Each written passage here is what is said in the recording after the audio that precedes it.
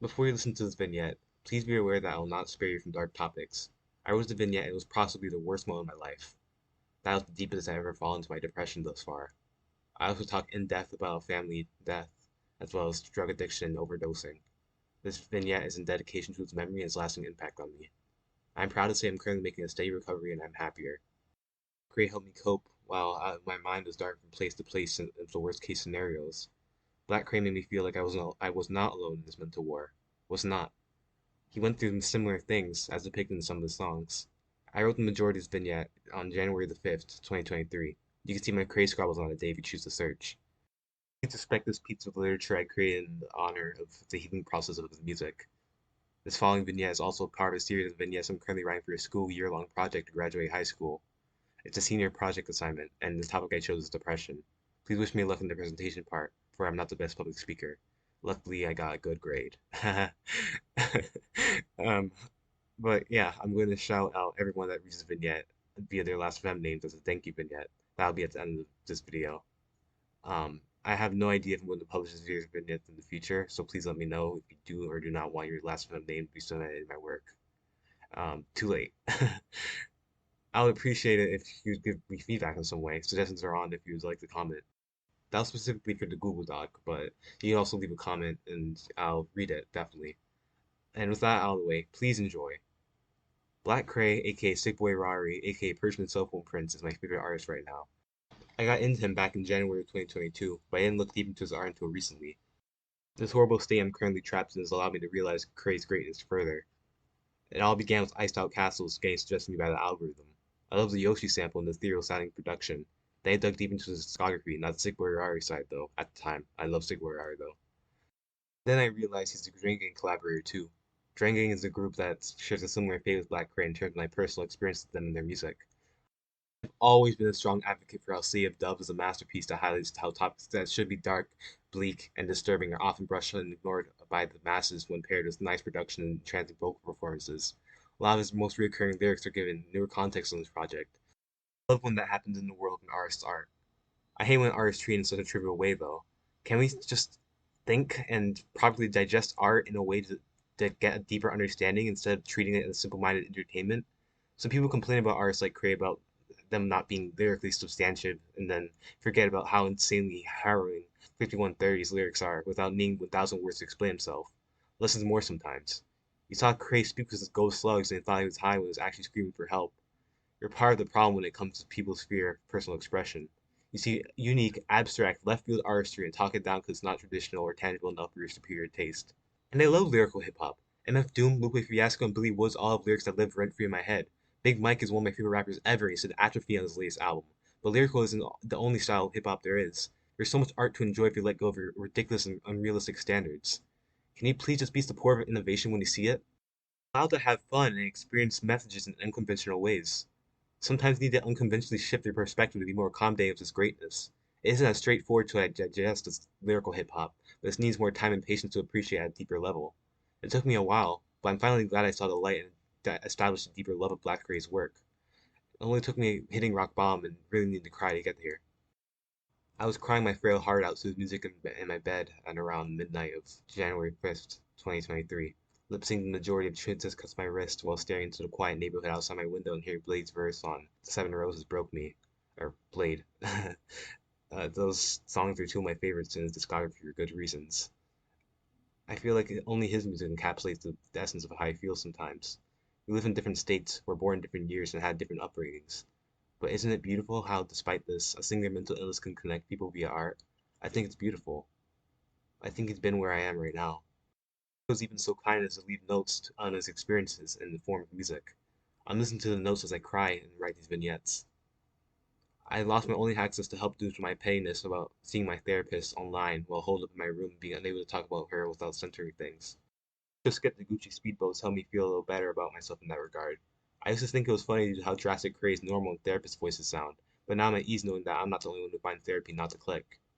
I also find it beautiful how the therapist talks about Kray needing to talk more positive things, and then at 5130, Kray himself croons about the same thing about the people he's surrounded by. These are recurring themes in Black Kray's works I previously neglected. These themes make his music even more special to me. I see my therapist on Friday. I have a lot to talk about. uh, Back in 2022, I listened to his Holy Grail mixtapes, Cracked Clouds Over Art Kitchen. It's considered to be one of the best cloud rap mixtapes ever, right next to ASAP Rocky's Level Up ASAP and Lil B the Bass God's Six Kiss. It's certainly an experience I would recommend to those who are open-minded and patient. Hydrocodone is a fan favorite for a reason. Those sample chops and the way Kray rides his beat is so surreal. The sample is Crime's breed, and that was how I discovered my favorite Witch House project. Come back, Crimes, we miss you. But that wasn't the only reason why Crack Cloud stuck with me. He looked very handsome in the cover art. Not only that, though. The main shirt he was wearing reminded me of my elder cousin who passed away a while ago, Robin Rampertab. I believe he's part of this 27 Club. I wonder if he had a white lighter on him. I'm crying just thinking about how young he was when he died. I wish he made better life choices, because as a child I loved him. I swear as a child I had a platonic crush on him. He was the epitome of cool. He was into big people stuff like Naruto and Yu-Gi-Oh! And he loved metal music like Slipknot and Lamb of God. I'm more of a hip-hop fan now that I've grown much more than then. But metalheads and hip-hop heads are united by the greatness that is Deftones' discography. I wonder if he was ever into Deftones. He also had a girlfriend once, who broke up with him after they wrote each other's names on their arms in Sharpie. Yikes. Much more than that, he was an intelligent, handsome, dark-skinned prince. He kind of looked like Black Kray in a few of those photos where Kray has slightly longer hair, despite them being two different races. However, my cousin had a condition called schizophrenia. I didn't know what it meant at the time, but apparently taking his meds turned him into a zombie. And with time, I can realize why he refused to take his meds. Like, I'm off my olanzapine right now, and I feel really happy because bipolar disorder, I guess. I think I have bipolar disorder. I don't recommend not taking your meds, by the way. Take your meds, please. Just don't be like me. But when he dropped contact with most of the family to go on his drug escapades that were spurred on by schizophrenia, I made the resolve to be straight edge for life. Black Kray uses drugs as a coping mechanism too. I cried just think about a world where Black Kray ODs. I hope he's working on improving himself and easing up on his drug usage. I want him to have the same fate as my cousin. I don't want. I also began to associate metal music with evilness, but that's far, far from the case. Have you heard Pink Maggot? It saved my life just like City of Doves. I've asked Dr. Yar on Last FM to put me on more metal music so I can gain a deeper appreciation and better formed opinion on the genre. I still have to go through the wide majority of Rex, but I appreciate the responses that took 2 hours to send. I will not let his sacrifice go in vain. I will also further appreciate my past cousin who is in heaven. I will wear the same Lamb of God T-shirt design that my grandma gave me when she was cleaning the house and found it. It used to belong to him. When I brought it home, my mother forced me to throw it away. Why do you throw away a precious possession of a fleeting memory? Despite how in his adult life he switched up on us, I still love him dearly. His spirit consoles me as I weep in bed. The spirit of the kind, mature, cool, fashionable young man who had a rare Naruto and Bleach games on his PlayStation 3 and PS Vita and got a full rare scholarship to a college, the college I'm at right now. He himself became rare after he caught the downward spiral, though. Trent Reznor, I'm glad he's doing better. I used to be at that beach house, I think. But Black Kray is one of the rawest artists of all time. You may not understand his music. You may pass his music off as low effort, brain dead, drug taking music, but refuse to tease art in such a fashion. This art came from a man who came from the dirt road, Virginia, who's suffering from depression, surrounded by a world of negativity, drugs, violence, sex without love, general hatred. In Seven Roses, he croons about his family being forced to sell cocaine in order to survive. He also croons about wanting to cry because of an unsafe occupation and wanting to shine, despite his adversity. Another big theme prevalent in this song is how Kray's girlfriend is more interested in his material property than him, and how she lies to him.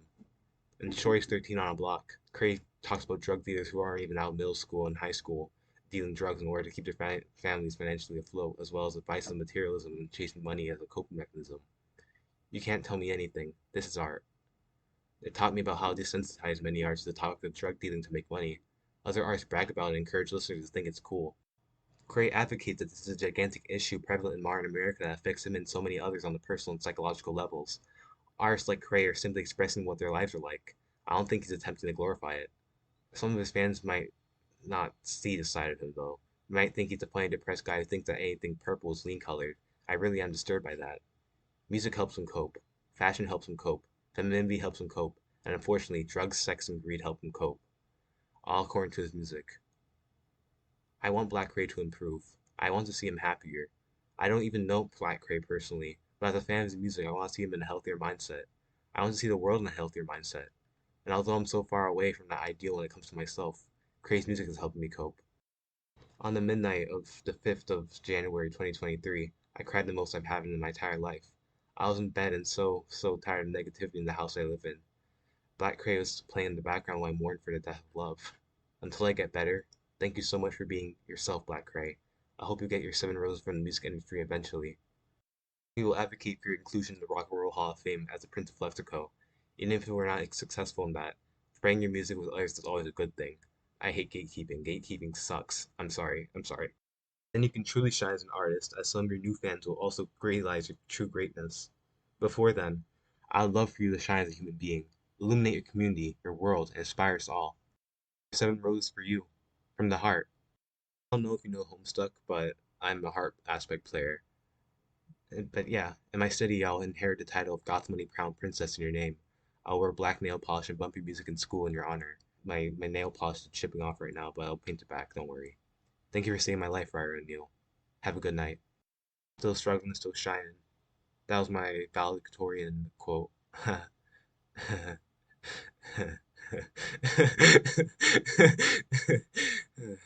haven't laughed like that in a while. Sorry. Thank you to all my supporters on Last.fm. Fredoku, Spireduck666, Mothbird, Lasapur, I think that's how you pronounce it, sorry. SonicGamer420, Torn Low, Stealth Isaac, VQC, Ster32, MF Doomer, awesome name by the way, Dr. Yara, Bayboy, Del Doris, Bojack Lover, I don't know how to pronounce that one, TXMPPP, Mir, Synod Music, Synod, Big O, Seabass, Renz2K, Fresca, Blizzcape, Cuban, Milfs, CM, it's Tiana XO, I love you. Lemo, I love you too. Kai Dogs, or Kaio DGs. Yeah. All these people on Last of Them have read at least one of my vignettes and remind me that we are united in the day's struggles of life. We fight to live by sharing our coping mechanism, music. Been Lain Rampertab. Thank you for lending me your ears for a little bit.